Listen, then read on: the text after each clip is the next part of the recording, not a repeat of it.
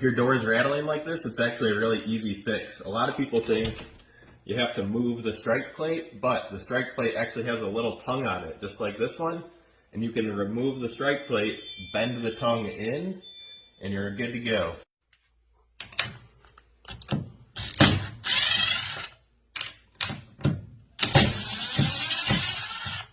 So we're going to remove the strike plate. Well, this is the tongue on the strike plate. We're going to throw a little rag on it so we don't scratch it up. And we're going to bend it in towards the hole.